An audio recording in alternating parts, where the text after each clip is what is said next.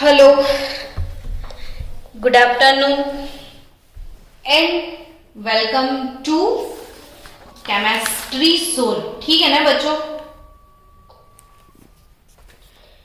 Chemistry zone में सुबह से आप फिर से इंतजार करते होंगे कि चलो आज शाम को फिर से लेक्चर है, क्या कुछ नया पढ़ने वाले हैं। तो हमारा नेक्स्ट टॉपिक जो है आज वो है आयोनाइजेशन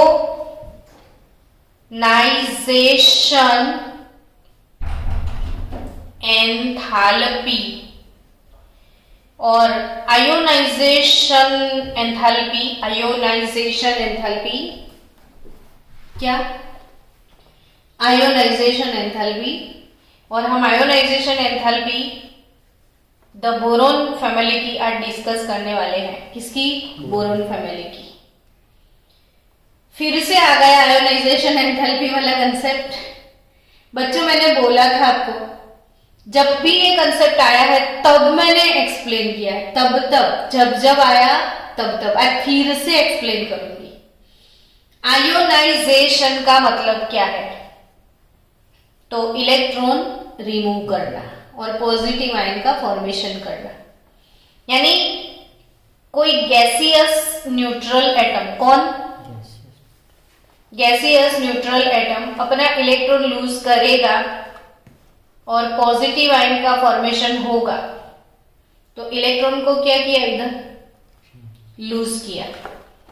बच्चों कोई भी एटम में बीच में न्यूक्लियस होता है कि नहीं?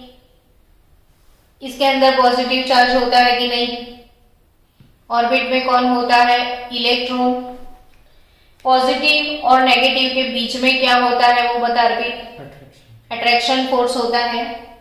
उस अट्रैक्शन फोर्स को क्या करना पड़ेगा? ब्रेक करना पड़ेगा। आपको मैंने बहुत बार बताया है कि ये जैसे न्यूक्लियस से दूर जाओगे एनर्जी इंक्रीज होगा और लोअर एनर्जी से हायर एनर्जी में तब जाओगे जब एनर्जी एब्जॉर्ब करोगे। एनर्जी एब्जॉर्ब होता है यानी कि ये प्रोसेस कैसा है? एंडोथर्मिक प्रोसेस होता है जिसमें एनर्जी एब्जॉर्ब होता है। और जो एनर्जी एब्जॉर्ब होता है ना, जो एनर्जी एब्जॉर्ब होता है इलेक्ट्रॉन लूज करने के लिए, इसे ही हम बोलते हैं आयोनाइजेशन एंथैल्पी। चल सिंबल बता। Delta H. कोई भी एंथैल्पी है डेल्टा एच ही लिखेंगे। एंथैल्पी के लिए कॉमन सिंबल एच, यानी एंथैल्पी बोलो तो एच। समझे आप? एंथैल्पी बोलो तो एच, एंथैल्पी बोले तो क्या? एच। और ये चेंज इन एंथैल्पी प्रोसेस कौन सा है? ये वाला आयोनाइजेशन, इसीलिए छोटा सा आई। जो भी प्रोसेस होता है यहाँ पे मेंशन करना होता है। जैसे हम इलेक्ट्रॉन गेन एंथैल्पी कैसे लिखते थे? EgH। समझ गए? तो बच्चों ये आयोनाइजेशन एंथैल्पी की हम डिस्कस करने वाले हैं आज। अब ionisation enthalpy first, ionization enthalpy second, ionisation enthalpy third. इसका मतलब क्या? तीन एंथैल्पियां मतलब क्या? 3 इडियट्स। हाँ बोलो, इसका मतलब क्या होता है? Delta IH1, delta IH2, delta IH3 का मतलब जब तक तू नहीं समझाएगा मैं आगे नहीं बढ़ने वाली। इसे रीड करोगे आप फर्स्ट आयोनाइजेशन एंथैल्पी, इसे रीड करोगे सेकेंड आयोनाइजेशन एंथैल्पी और इसे समझोगे आप थर्ड आयोनाइजेशन एंथैल्पी। इधर भी देखते रहना, ठीक है बच्चों? जो आयोनाइजेशन एंथैल्पी है हम कौन से ग्रुप की बात करते हैं? 13 ग्रुप का आउटर मोस्ट इलेक्ट्रॉनिक कॉन्फ़िगरेशन है NS2 NP1। यानी उसकी आउटर मोस्ट ऑर्बिट से कितने इलेक्ट्रॉन लूज करने हैं वो बताओ? 3 है ना? वो गब्बर का डायलॉग मुझे बहुत पसंद है। वो 2 थे और तुम 3, फिर भी वापस आ गए। ऐसा ये कितने हैं अभी? 3। एक P में है, 2 S में है। थोड़ा टाइम दो टॉपिक को। क्या? थोड़ा टाइम दो, चबा के जियो, खाओ तो एंजॉय करके खाओ। रामदेव बाबा ने बोला है कि कोई भी जो निवाला होता है या जो भी बाइट आप लेते हो, कितनी बार उसको च्यू करो, 32 टाइम, ताकि वो इतना मिक्स हो जाए आप में कि कभी फिर वो इनडाइजेशन का सवाल ही नहीं आए। तो आपको अच्छे से डाइजेस्ट करना है तो ये निवाले को कितने टाइम च्यू करो, 32 टाइम। इसलिए हम आराम से जा रहे हैं। देखो ये चीज नहीं बोल पाए आप, ये फर्स्ट आयोनाइजेशन एंथैल्पी, ये सेकेंड आयोनाइजेशन एंथैल्पी, ये थर्ड। मतलब क्या, चलो अभी इसमें से सबसे पहला इलेक्ट्रॉन हम कौन सा निकालेंगे,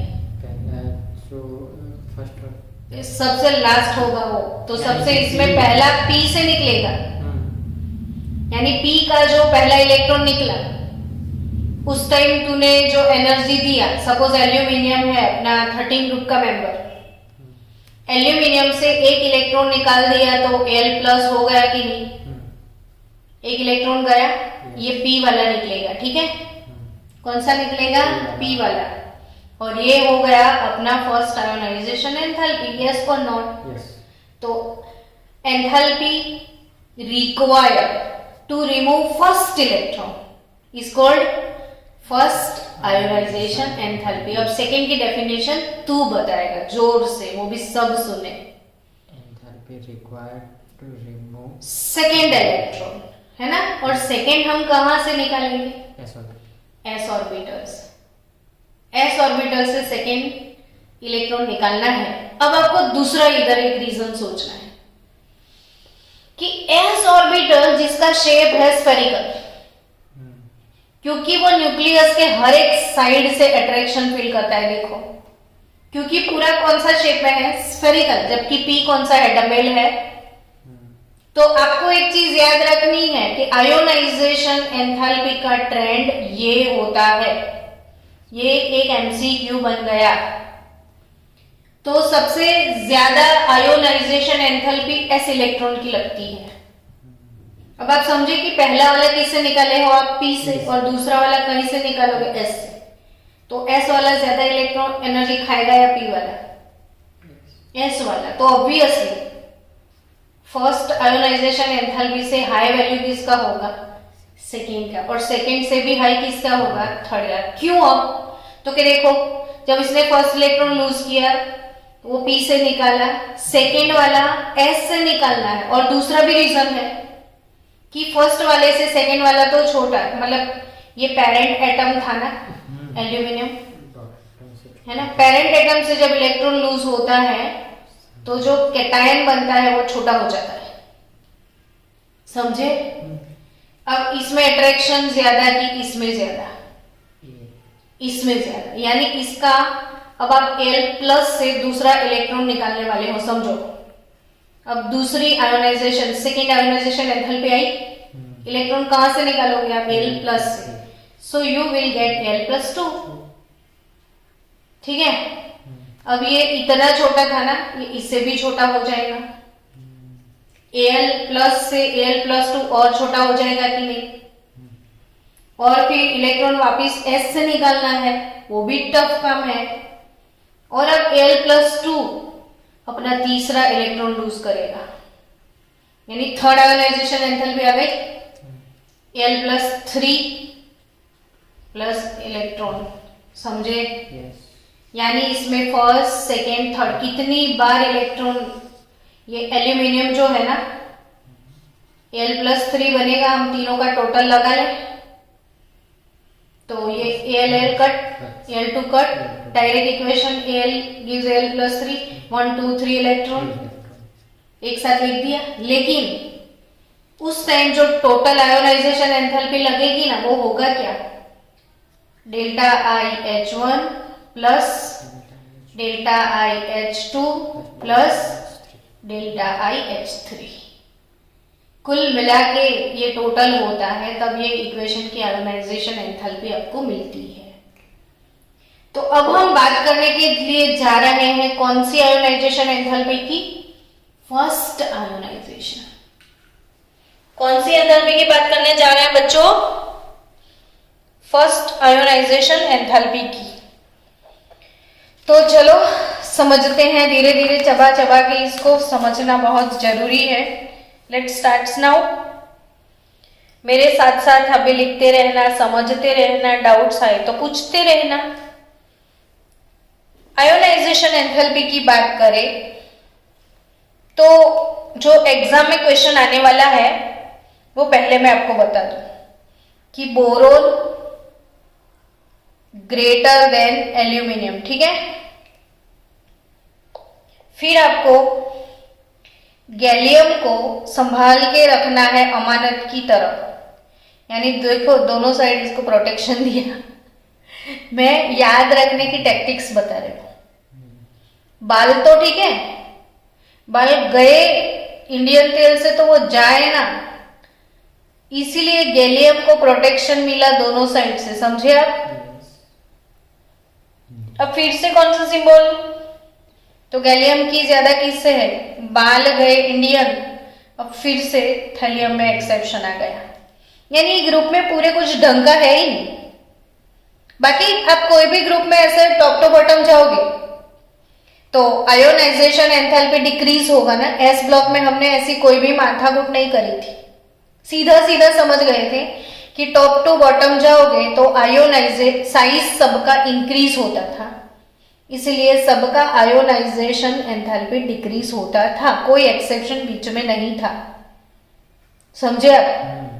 यानी कोई बोले कि लीना की रब से फरियाद, इसकी आयोनाइजेशन एंथैल्पी का ट्रेंड बताओ, तो आप आराम से बोल सकते थे ऐसे, बट वही चीज आप 13 ग्रुप में नहीं बोल सकते हो, बड़ा सा एक्सेप्शन है।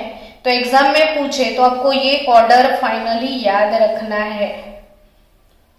कौन सा ऑर्डर, किसको प्रोटेक्शन मिलेगा, गैलियम को। फिर से एक बार लिखो, चलो ऊपर नहीं देखेंगे हम, फिर से लिखेंगे। बोरोन की ज्यादा है एल्यूमिनियम से, फिर गैलियम को ऐसे प्रिजर्व करो, प्रोटेक्शन दो, गली के बाद इंडी, और थैली में और कुछ बढ़ गया है ना, थैली में वजन ज्यादा है। तो ये है ट्रेंड अपना आयोनाइजेशन एंथैल्पी का, भी इसको समझना है। सो बच्चों, the order of first ionization enthalpy of boron group element is that. Now the first ionization enthalpy, सबसे पहले बात करें बोरोन और एल्यूमिनियम की, केस 1 अपना, और केस 1 किसके बारे में आपको बात करनी है कि बोरोन ग्रेटर देन एल्यूमिनियम क्यों है, तो वो तो छोटा बच्चा भी बता दे कि बोरोन और एल्यूमिनियम की बात करो। हीलियम, नियॉन, 2s2 2p1, ये 3s2 3p1, इसमें 2 नंबर के ऑर्बिट से इलेक्ट्रॉन को निकालना है, इसमें 3 नंबर से निकालना है कि नहीं, इससे एक ऑर्बिट इसमें ज्यादा है। ऑब्वियसली बोरोन छोटू है, अपना आलू जो है वो आलू काफी बड़ा है, तो ये तो छोटा बच्चा भी बता दे कि इसकी ज्यादा कि इसकी ज्यादा, बोरोन की ज्यादा। क्यों, छोटा size, more attraction, more energy will be required to remove electron. So ये तो सॉल्व हो गया प्रॉब्लम। ऐसे भी बड़ा साइज, ज्यादा कम अट्रैक्शन और lower ionization, less ionization enthalpy, और छोटा size, more attraction, more ionization. Done, चलो जाने दे इसको। अब टर्न किसका, ऑब्वियसली गैलियम का। क्यों ऐसा हो गया, गैलियम की बढ़ गई, साइज में छोटा है, कितना आसानी से तूने बता दिया है ना। फिर से वो एक्सेप्शन था ना, एल्यूमिनियम से छोटू था ना गैलियम।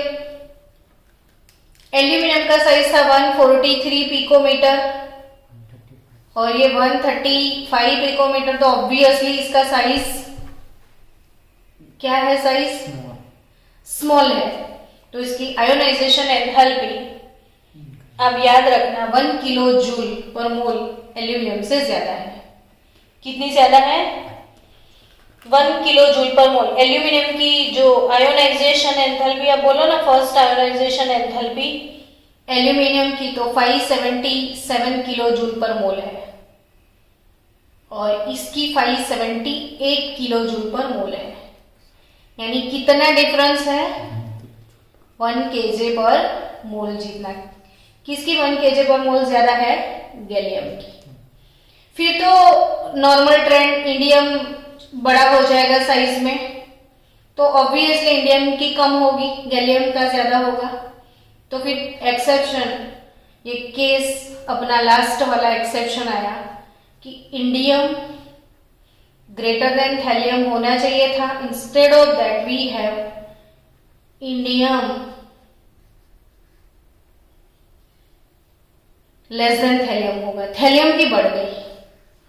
अब इसको समझना है, तो क्यों थैलियम की इंक्रीज हो गई?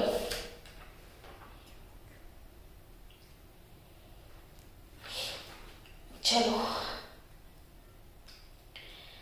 तो गैलियम, इंडियम, थैलियम की बात करें सिंपल, बाल गए इंडियन तेल से तो थैलियम इधर आया।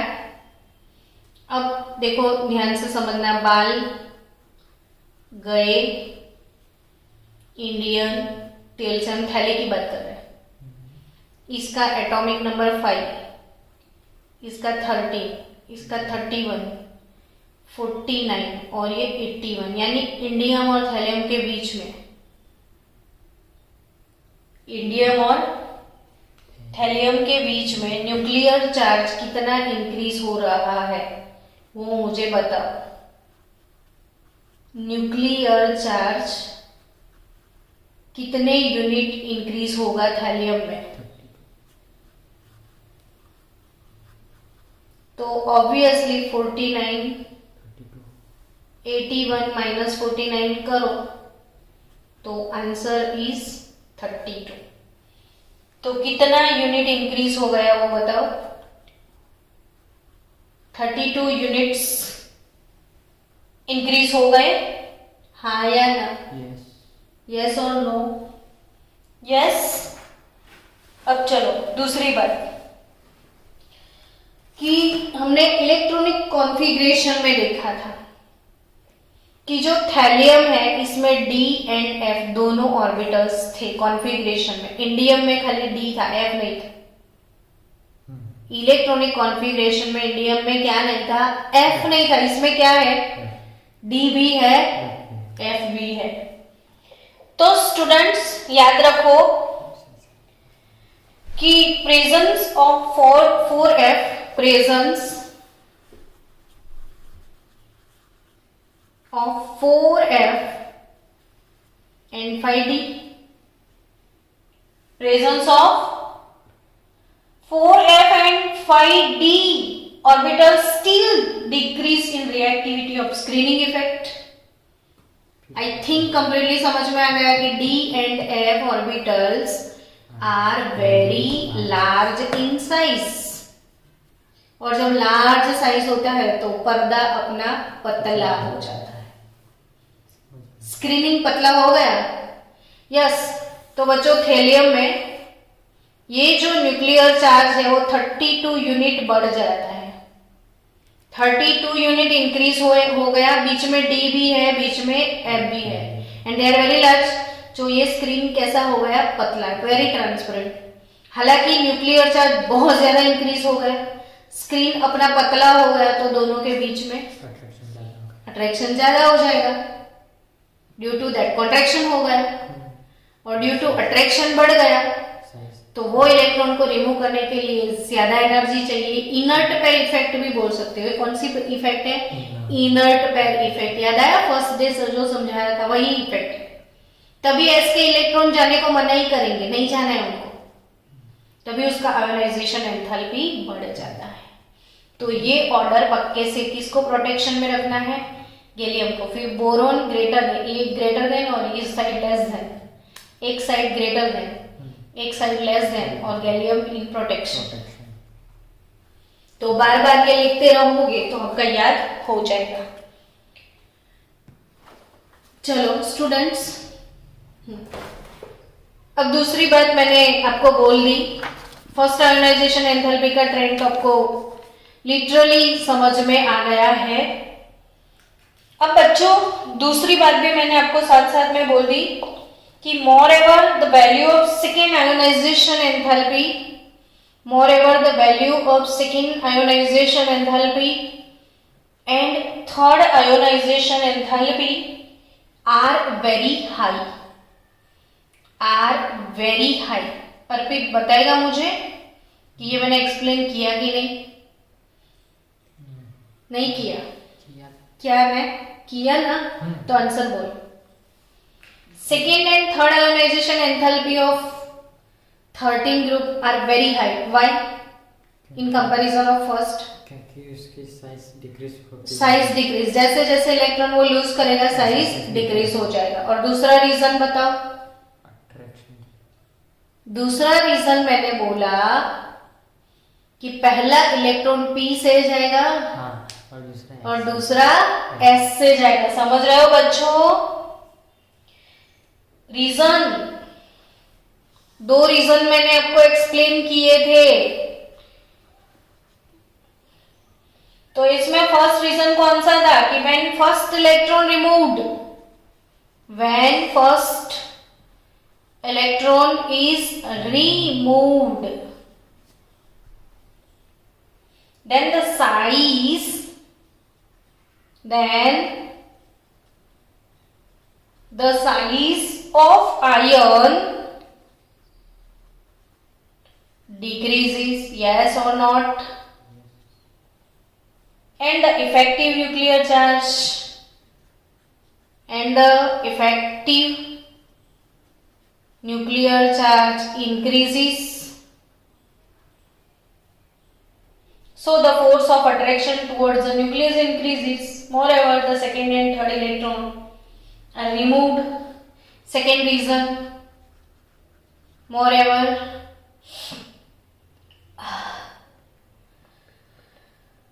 second reason क्या है? Moreover, electron is removed from pure. Electron is removed from p orbital.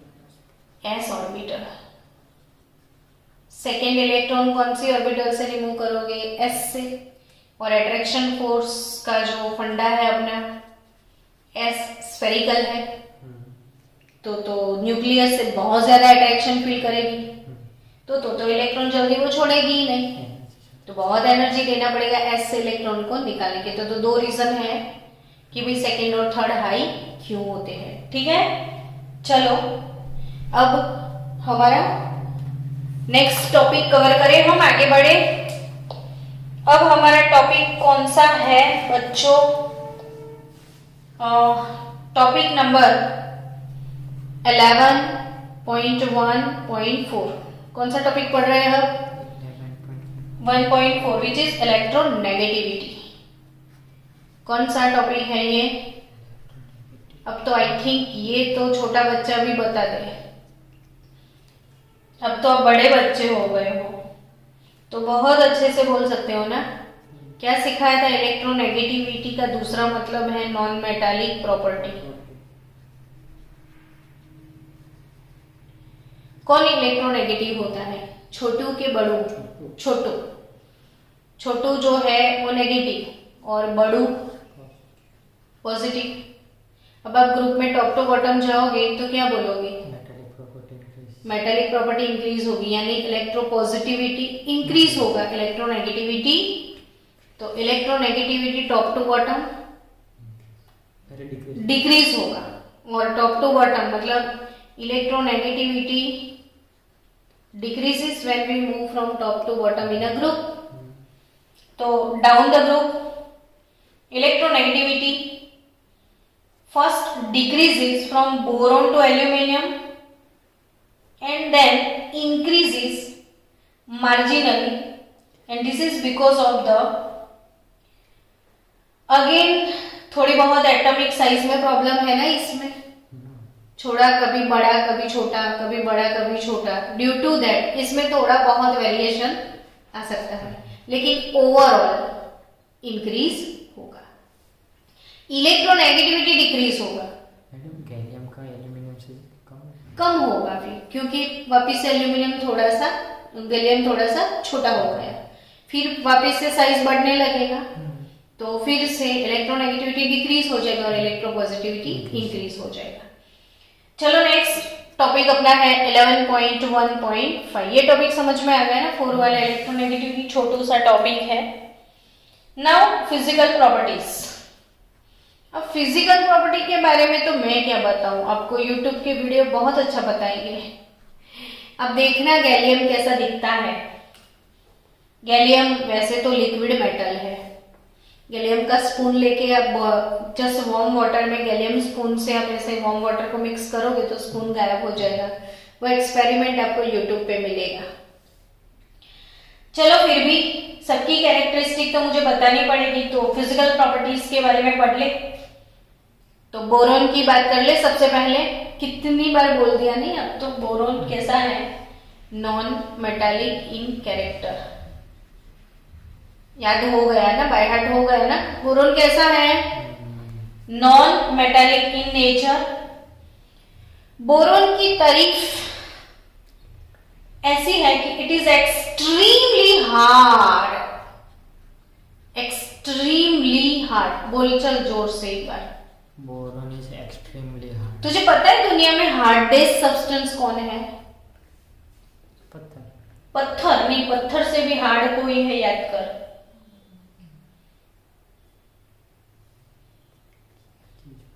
पत्थर से हार्ड कौन है नहीं पता? Diamond.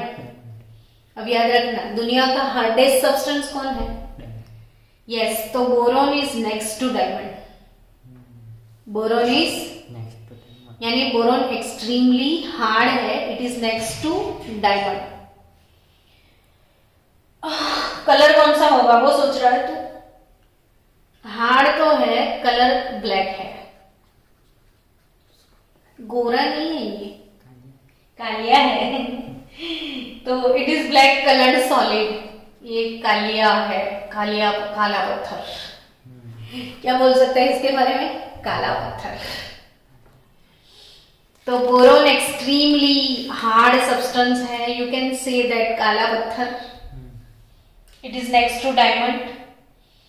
It exist in many allotropic form. ये अब क्या गया नहीं, एलोट्रोप्स क्या होता है बोल? एलोट्रोप्स ऑफ कार्बन यानी कोई substance more than one form में अवेलेबल होता है। जैसे कार्बन है ना, तो कार्बन डायमंड भी होता है, कार्बन ग्रेफाइट भी होता है, कार्बन फुलरिन भी होता है, कार्बन ब्लैक भी होता है, कार्बन चारकोल भी होता है। बहुत सारे एलोट्रोप्स है कार्बन के। तो सिलिकॉन के तो 22 एलोट्रोप्स हैं। कितने? 22 सिलिकॉन के। तो वैसे ही बोरोन के एलोट्रोप्स हैं भाई। तो boron it exists in many allotropic form and due to very strong crystalline lattice, boron has unusually high melting point. Boron has allotrope, ठीक है। बोरोन बहुत ज्यादा हार्डेस्ट है, नेक्स्ट टू डायमंड ऐसा बोल दिया, हाँ कि ना? अब इतना हार्ड सब्सटेंस क्या जल्दी से मेल्ट हो जाए? नहीं। तो ऑब्वियसली मेल्टिंग पॉइंट बोरोन का कैसा होता है? बहुत ज्यादा हाई होता है। Rest of the members are soft metal. Boron के अलावा जो बाकी मेंबर्स है वो कैसे हैं? सॉफ्टी मेटल्स हैं and with low melting point and high electric conductivity. बाकी के soft metal with low melting point and high conductivity electric conductivity ज्यादा होती है, इसलिए एल्यूमिनियम को हम केबल बनाने में यूज करते हैं। It is worth while to note that gallium with unusually very low melting point. मैंने गैलियम का वेरी लो मेल्टिंग पॉइंट, अभी मैंने कुछ बोला गैलियम के बारे में। गैलियम स्पून से वार्म वाटर को आप स्टर करोगे तो स्पून गायब, तो जस्ट वार्म वाटर में भी वो मेल्ट हो गया। यानी वेरी लो मेल्टिंग पॉइंट किसका? गली बॉय का। और गली बॉय जो है ना वो है बॉन्ड 303। जेम्स बॉन्ड 303 केल्विन गली का है, गली बॉय का मेल्टिंग पॉइंट क्या है? James bond. गली बॉय यानी जेम्स बॉन्ड यानी 303। तो 303 केल्विन गली बॉय का है। हाँ, समर में तो वो लिक्विड ही हो जाए, अभी विंटर में तो थोड़ा बहुत सॉलिड मिले, लेकिन गैलियम समर में लिक्विड मेटल है, जैसे मर्क्यूरी है ना, वैसे ही गैलियम समर में कैसा हो जाए? लिक्विड। बट अमेजिंग चीज है, इसका बॉइलिंग पॉइंट बहुत ज्यादा हाई है। बॉइलिंग पॉइंट इसका 2676 केल्विन है। Melting point low, boiling point high. Max it a useful material for measuring high temperatures. आपको पता है ना, लिक्विड मेटल है एक मर्क्यूरी, तो मर्क्यूरी का यूज टेम्परेचर मेजरमेंट के लिए होता है कि नहीं? थर्मोमीटर टेम्परेचर किससे मेजर करता है? थर्मोमीटर से। तो उसमें कौन सा मेटल यूज होता है? मर्क्यूरी। बोलना, क्यों शर्मा रहा है? नहीं पता है तुझे?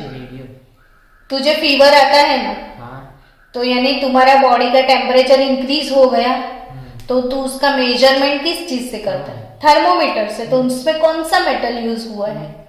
मर्क्यूरी, है ना? वैसे ही गैलियम मेटल भी तो लिक्विड है ना, तो इसका मेल्टिंग पॉइंट लो है लेकिन बॉइलिंग पॉइंट बहुत ज्यादा है, तो इसका यूज टेम्परेचर मेजरमेंट में होता है। आया समझ में? किसका? यस। तो वो किस चीज में यूज होता है? It is useful material for measuring high temperatures and density of the element. कोई भी ग्रुप में टॉप टू बॉटम जाओगे तो मास और साइज दोनों बढ़ेगा साथ साथ। तो कोई भी ग्रुप में आप टॉप टू बॉटम जाओगे, एक चीज याद रखना कि डेंसिटी हमेशा इंक्रीज होता है। कोई भी ग्रुप में टॉप टू बॉटम जाओगे तो क्या इंक्रीज होता है? डेंसिटी, वो डेंस हो जाता है। ठीक है, नेक्स्ट बच्चों, अब आपका टॉपिक आएगा 11.1.6 विच इज केमिकल प्रॉपर्टीज। कौन सा टॉपिक आएगा? नेक्स्ट टॉपिक अपना कौन सा है? Chemical properties.